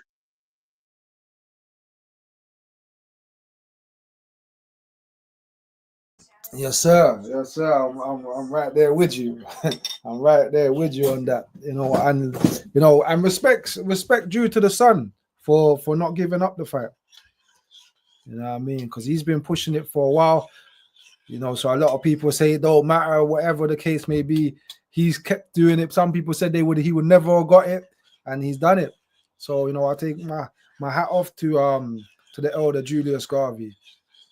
Yeah, and that's something I think people don't understand either, because until it's which is funny because I know one of the people who was a naysayer with the campaign, he wound up getting convicted of something that he didn't do, and he got livid. He went crazy and was fighting and fighting and fighting to clear his name, even though he didn't do any prison time for it. Nothing changed, but he wanted to fight and clear his name because he thought it was wrong. I'm like, hold up, but you don't think Mr. Garvey should want that? I mean, how is it? If anybody who, oh, we don't care about that. If tomorrow they arrested your mama for prostitution or something crazy that she didn't do, and they left it on there, okay, your mama's a prostitute, and everybody's going to see it listed as an ex-prostitute, you would say, hold up, no, that's not right. That's not true. Y'all, you starting stuff. Clear that up. Fix that. And you fight for it. You don't want that. This is, Mr. Dr. Julius always point out that, look, I'm not a Garvey. I'm a Garvey. I'm an actual son of this man. And this is a family thing. I see him as a boy sees his father. And, he's the one who raised me, loved me, gave birth to me. And I'm not going to forsake him just because you all don't care or don't think this is wrong or that. That's my father. And this way you would take care of your own father, your children, anybody else, if they were politically wrong or anything else. He needed to do that. And, thankfully, if his brother, was here, would have been greater. But, if, mom was not here and the other brother's not here, at least one of his sons was here to say, he did the job well. And, he broke him down, made him, put that pressure on him and made him acknowledge Mr. Garvey's innocence. So yeah, I'm happy. Got a little extra pep in my step, a little pride in my stride, and yeah, I'm gonna try to prepare a little statement, for a press release soon. But yeah, definitely a day for rejoicing and celebration, and some more many rivers to cross, as Jimmy Cliff would say, and we got some other work to do with the African Union. But again, this may help with the momentum of this one and the film and some future projects coming out. It may just be enough to get them to install Mr. Garvey as a hero in Africa. Despite or because of all the controversy and the sacrifices and suffering he had to endure in order to make us a better, stronger, independent people. So yeah, it's a good day. That the haters hate, that the lovers congratulate. But yeah, I think we're gonna do some good things. Oh yeah, no doubt, most definitely. And were you saying that the movie is now on Amazon? The Yeah, Messiah. yeah. It's available as of today. Is that worldwide or is that just in the States? That I'm not sure yet. Yeah, 'cause I just got the word this morning. Sorry, not Amazon. You say it's on Netflix. No, Amazon Prime. Yeah. Oh, it's on Amazon Prime. Okay. Yeah. If you got Amazon Prime, you can, pay for. I'm not sure what the cost is to download it. No, it's over. I've just checked. It's online now. You can rent for £5, or you can buy it for £10, or you can watch it free with Prime. So you don't have to pay for it. Oh, if you got Prime, you don't have to pay. Okay. Yeah, if you got Prime, you don't have to pay for it. Yeah. So I mean, I say have a watch party. Yeah. Yes, indeed. I Yeah. think we got Prime in our house. I think I'm gonna have a watch to that tonight. Yeah. Oh yeah. Yeah, absolutely. And it shows what we can do. Like I say, this film it costs, but I got some ideas for some shorts too that we put it together and put some resources behind it. Particularly if this one is successful. I know, people have different feelings on, it because, short films are never going to give you the same quality in some sense that a full length feature film financed by big corporations would give you. You just don't have the resources and the time to actually show the whole life and legacy. But if the short film at least show interest in the subject, then when we or others have to get some funding for a film that we produce, um, yeah, it would be more receptivity by the motion picture industry. So if for nothing else, I'm hoping the people come out, and support the film, um, to show interest in the subject itself. And yeah, there's no greater tool than Garvey movement. A lot of people will be floored if they found out even half or 1/10 of what some of us know. Just mind blowing. So yeah, Yeah, no, no, no, most definitely. I want to big up brother Nat in the chat. Respect my brother. Check the movie. I know you didn't have a chance to attend the screening when we had it at the Jamaican embassy. But check that on Amazon Prime, everybody. If you've got Amazon Prime, check the Messiah movie. It's a 45-minute movie about the life, or not really the life. It's mainly based around the court case of Marcus Garvey. So check that out, brother, and let me know your thoughts once you've watched that. And Sister Nasha, if you haven't seen, you've seen it, isn't it? Yeah, you was there. My bad, you saw it. Yes, sir. I was there. You was there. So Yeah, spread that it's around the good to know people. that it's online now and people it's accessible. It's just about spreading the word to make people know that it's there. Do you know if it's up for a certain amount of time or Uh, not? yeah, that I don't know. I'm going to talk to the director and brother Gerard, see what he tells me. But It's a good yeah, coin. it's available. Okay. So yeah, now is the time to flood the market. I remember after the Spike Lee film came out, and Malcolm was a buzz. They came out with 3, 4 documentaries, and a couple years later another film, and a couple years later other TV shows and films until I know a couple years ago they had like 4 major film productions about Malcolm X. Is talking about Malcolm, filming stories about Malcolm became a whole industry in and of itself. So that you had the Godfather of Harlem, you had the Night in Miami, you had the Netflix special about who killed Malcolm, you had the one about Muhammad Ali and Malcolm X, and then you had some follow up films about the wives of Martin and Malcolm, and then you had a whole lot of other stuff that came out of there. But once people know of a character, they want to know different angles of the character's life. So as more and more people talk about Mr. Garvey, then the stories surrounding the Garvey movement will start to become more commonplace, and and more interest will be generated. And yeah, hopefully we'll be heading back to where we would deserve to be as one of the leading, most prestigious black movements for improvement anywhere in the world. And I'm game. It's long overdue. Yeah, And I mean, it'd be great to know that, yeah, more things are going to come out of this for sure. Like what you're saying, Mr. President General, for sure, because it's been a long time coming.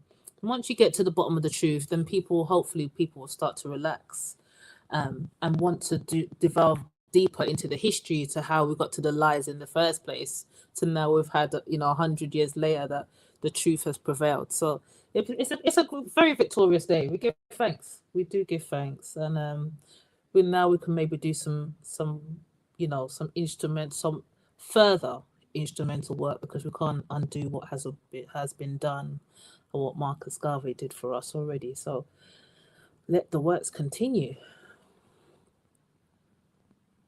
Oh yeah, yeah. I'm gonna try to put an article together, and yeah, it's just a matter of fact. I guess the Prime Minister of Jamaica will be probably saying something to that effect. That the first national hero.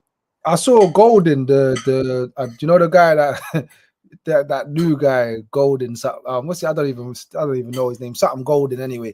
He's released a statement already. I've seen his statement. So, and also sister, the Amazon have a movie that's supposed to be coming out called Mark Man, with the guy that plays the guy that's in Black Panther movie. Yeah, Kabaka or whatever. Yeah, based on the Informant.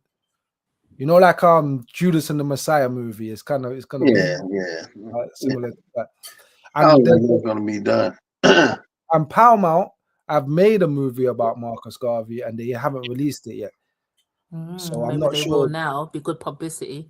Yeah, and they've recorded it, they filmed it. It's on the it's on the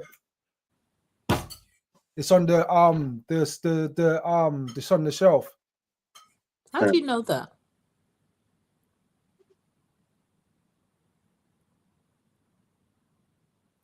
Yeah. Yeah. Good to know. I mean, do you know about that, brother? President General? I spoke to the actor. That's how I know about him. Okay. Yeah, I spoke to the person who plays Garvey. I saw it come up online a few times before, and then I contacted the actor on Instagram.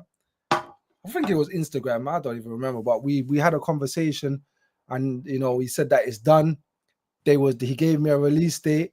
The release date didn't come. I messaged him again, and he said, "Yeah, Paramount, I've shelved it, but it's definitely done." And he seems to think that we will be proud of the movie, but I don't know about that. Yeah, until we see it. But yeah, these guys, they say one thing, they don't understand the dynamics of the man we're talking about. So yeah. But there's gonna be a lot more going. Garvey's life is so huge. There's so many things that you could touch on. Even if a drama series with the wives will be a hit in the Black woman community, they would be drinking their wherever they're drinking to, running home to watch the next episode of Marcus and the Two Amy's. That would, if people that would be a hit. Be a good series. It really would. There's a lot of drama going on there. So yeah, so there's so many different things that could be recorded on his life. I think that to do it just, we need a series of Marcus Garvey. You could have probably 10 seasons. Do you know what I mean? And then you can do, like after Garvey's death. Right. So you could do up to modern times, even. You can just keep going. But as much as that sounds great, it's a fantasy. They wouldn't allow that to happen, to show what somebody tried to do and then try and replicate that in today's world. But they'd have to shut that down. No, they would just. I think it could be done. Of course, it could be done. What they would do is they'll make it so far removed from us today that we will just see it as a season. We wouldn't look at it as something that's how real. They would. Yeah, that's how they will be able to, to push it in the community that this is like a historical fiction thing. Do you know what I'm saying? So people's not really going to do it, but people will always be inspired. Malcolm X, before Malcolm X movie, people wasn't talking about Malcolm X. Okay. And then when the movie came out, Malcolm X, when everybody started talking about Malcolm X again. So movies and things like that, they bring about awareness. Yeah. And with awareness now, people are inspired. They're inspired, and with inspiration, there's no telling where that can go. Yeah. So just say they don't know the truth. No, yeah, definitely. But just the fact that he's back, the Honorable Marcus Garvey's back on people's, discussion Radar. list. Yeah, for anything's possible now. And that the government's, found, admitted to their error. Do you know what I mean? Like, so there's nothing holding back Garvey now. Yeah, true. You know what I mean? So it's down to us now how we're gonna move forward with this new information to the public. The President General said he's gonna write up something. So, it depends on what we're gonna do over here in the UK. I don't know what we could do over here in the UK because it's a struggle just to try to organize us over here. People are not really aware of anything about Garvey, much less to tell them that he's innocent. Do you know But what I mean? one of the people that I have always aspired to watch is or listen to is Cutting Edge by Muta Baruka. I definitely know that's going to be a topic of conversation for his show this Wednesday.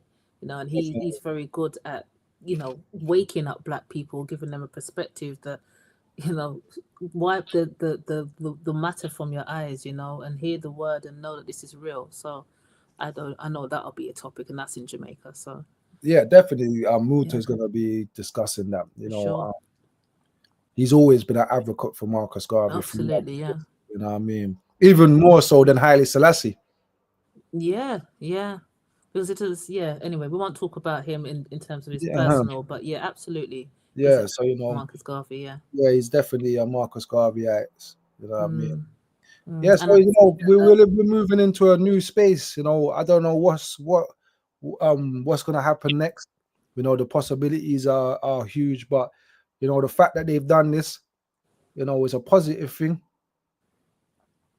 At least for the history books, mm. for them to correct, like that they can stop saying he's a criminal and a convict. I just hope that it actually has an effect and people won't be ignorant to be like, yeah, well, that was then and this is now kind of attitude and really see it for what it was, because the greatness that Marcus Garvey did. I mean, how many people today, you're already saying that people are writing statements. Kumba TV have already been on their platform talking about it on YouTube already today.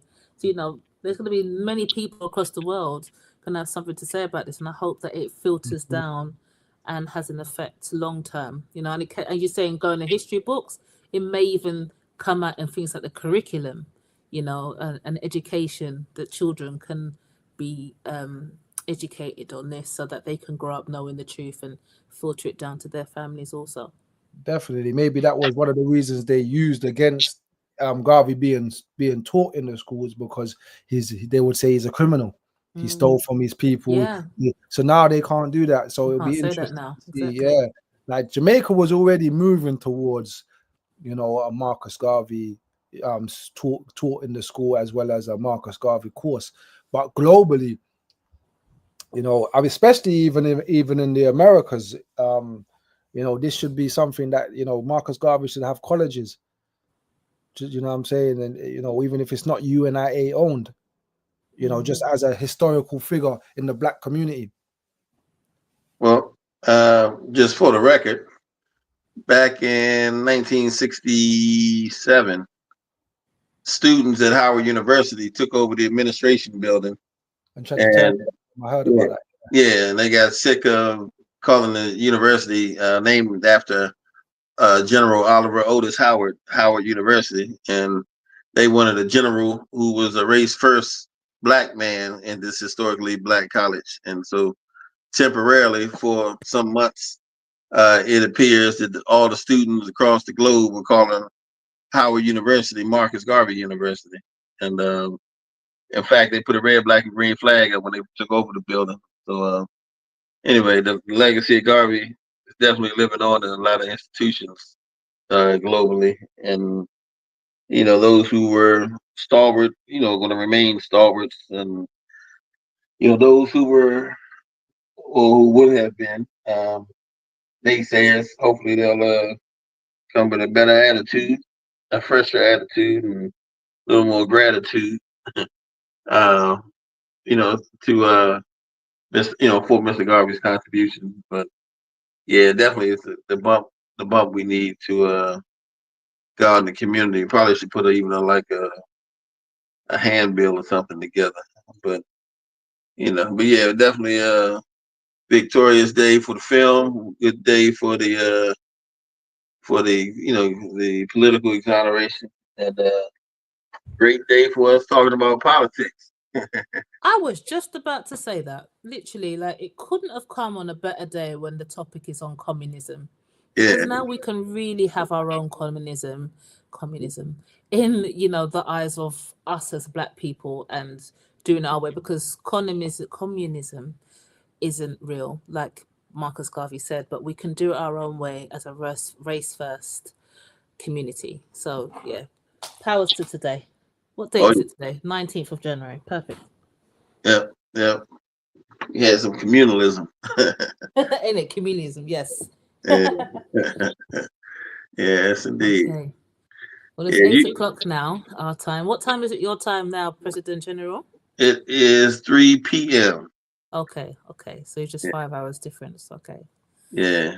So yeah, I don't know if you want to close out like you do for Well, us on we a still got Saturday. we And actually we still still got, got did we 10 start minutes. late? We did. Okay. We still got 10 minutes to that. So I want to use this time to pay my respects to the New Cross 13, well actually 14 people that was 13 people that was massacred, and Anthony Burbeck, who committed suicide 2 years after the event because he couldn't live with the fact that all of his friends were dead and he survived the fire. Was You that know, 40 years ago? 40 that's odd years. that's 44 years ago. 44 years. Wow. So I just wanna raise up the brothers and sisters that lost their lives in that fire. Their names continue. I hope that their family, are continuing to keep their name alive, just as we are in this time. We will never forget what happened to you. We will continue to talk about it. We will continue to educate people about the struggles that we've gone through in this country. So yeah, I just wanted to bring that up. Any other pressing issues? I know Marcus Garvey's pardon is the main issue.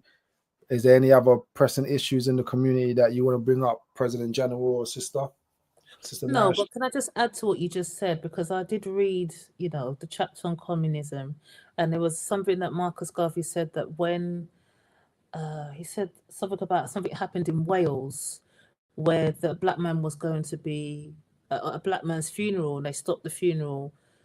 They I don't want to say the word mash up, but they literally destroyed the person's coffin, cut off his head, and used it as a football. And this was around, the whole communism thing. But it just made me think that with the New Cross fires, and I remember watching a documentary a few years ago. The same time there was something else that actually happened in Wales. No, it was in Ireland. In Ireland, I believe, either Ireland or Wales, excuse me. And Elizabeth monarchy at that time, she sent flowers to Ireland or Wales, knowing that the New Cross fires had happened, and uttered not a word. Yeah, she said nothing. She said nothing. Nor did Margaret Thatcher, who was the Prime Minister at the At the time. time, and never flowers, nothing. And it just shows where we sit in the eyes of these people. We must remember that we can never rely on them for any support. That's why communism is for them. It's not for us. They make up these things to suit themselves, and we must remember these things in these times to do for ourselves. So I just wanted to add that because the two of those things just kind of correlated. So yes, let's remember at this time, do what we can for ourselves, because no one else is going to help us. They put us in this position, but they're not going to help us out of it. So that's a fact. That is the truth. That is the truth. But that hurts. It hurts. It still hurts. But what can we do other than just keep leaning onto our own understanding on each other? We have to keep leaning on each other. Yeah, we got to keep moving forward. Yeah. Yeah, we had no friends, and yeah, if it's gonna be done, it's gonna be done by us. By our own strength. As the Bible says. Yeah, Mr. Cheryl. Yeah. Well, that's another thing we're going to discuss at some point too. Is after the message to the people. What book we going into next? We're gonna go into some recent ones, or we're gonna go into some better ones, or we're gonna you know pick apart some of the mistake or flawed books, and point out the errors, or what. But I'm not not. just, I'm not sure what we're going to be doing next. yeah, yeah. We want to keep the party going. Yeah, I really wanted to really start doing the speeches.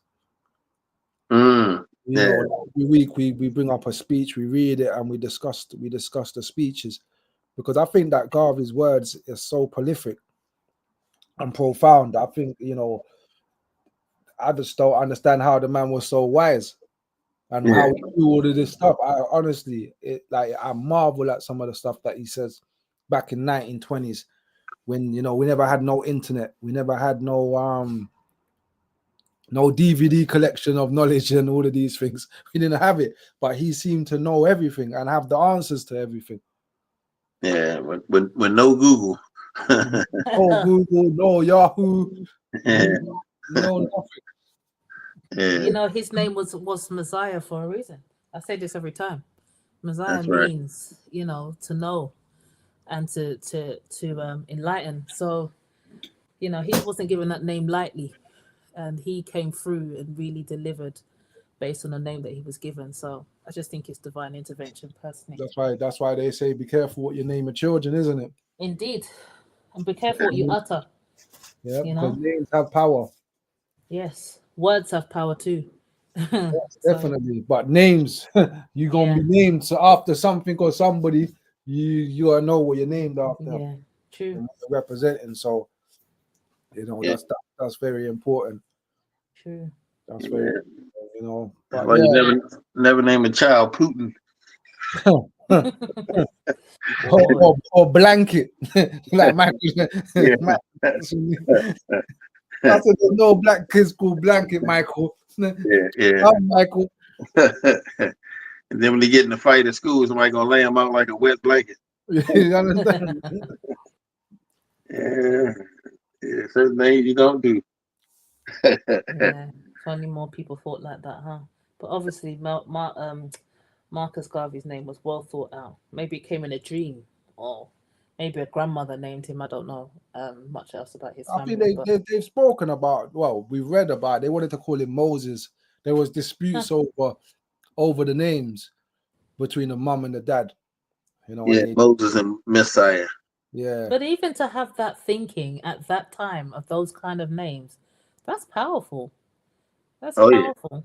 Those are powerful names. Whether we believe in Moses or what have you, the essence of those names, those are powerful people with powerful names. So he was just destined to do greatness, man. Definitely. oh yeah, yeah, definitely, and he's unique. Yeah. So regardless of what they named him, his works was unique. But names have power. I understand that Yeah. 100%. What they mean. I don't think even Moses. Moses. There was nobody walking called Moses ever. Even if that Mm, character existed, his name yeah. wasn't Moses. Yeah. But even so, the essence of what Moses, I Means say air quotes, yeah, yeah, is yeah. powerful. of You know. course. I think the teachers were called like Mose or something like that. Like it was a designation, not really a name, but Like a title. yeah, a title. So Mm, and which was actually was Garvey's nickname was Mose. So when he was young, that's what they used to call him. So yeah, I mean, so yeah, he was a Moses like figure, and certainly yes. a Messiah like figure, and even though he wasn't interested in us deifying him, it's kind of hard not to give sincere reverence to a man who performed so many miracles, to blow your mind. So, yeah, definitely need to. There's a lot of other ancestors that have been elevated to Orisha and all this kind of stuff, but yeah, I don't know anybody's ever done what Mr. Garvey did. Um, fictitious character or otherwise. I never seen anybody accomplish as much as he did and suffer as gladly as he did and accomplish all these great things. So, yeah, what a great model for us to follow in his footsteps closely. Yeah, but I do see we running out of time. Yes, sir. We've reached the divine hour. Yeah. Yes. Always time fly when you're having fun. Yes, sir. Yeah. I can say a quick word and then close out, or you want to say anything? No, sir. Go ahead. Sister Nyasha. Okay. Um, I was just going to close with a thought from Mr. Garvey. Philosophy and Opinions 2, page 69, 70. The danger of communism to the Negro in countries where he forms the minority of the population is seen in the selfish and vicious attempts of that party or group to use the Negro's vote and physical numbers in helping to smash and overthrow by revolution a system that is injurious to them as the white underdogs, the success of which would put their majority group of race still in power, not only as communists, but as white men. To me, there is no difference between two roses looking alike and smelling alike, even if someone calls them by a different name. Fundamentally, what racial difference is there between a white communist, Republican, or Democrat? On the appeal of race interests, uh, the communist is as ready as either to show his racial ascendancy or superiority over the Negro. He will be as quick and eager as any to show the Negro that he is white and by divine right of assumption has certain duties to perform to the rest of us mortals and to defend and protect certain racial ideals against the barbarian hordes that threaten white supremacy. I am against that brand of communism that is taught in America. So anyway, that's important that we realize racism um, is alive and well in all systems of government all over the globe, and that even though we may be infatuated with the ideals stated of certain systems, they all have high sounding words, and democracies and all kinds of other systems seem very well written, but they're not always well practiced, and certainly racism supersedes all of them. So we have to protect our racial interests with racial nationalism. And what better organization than the UNIA, the greatest that ever did it and got away with it.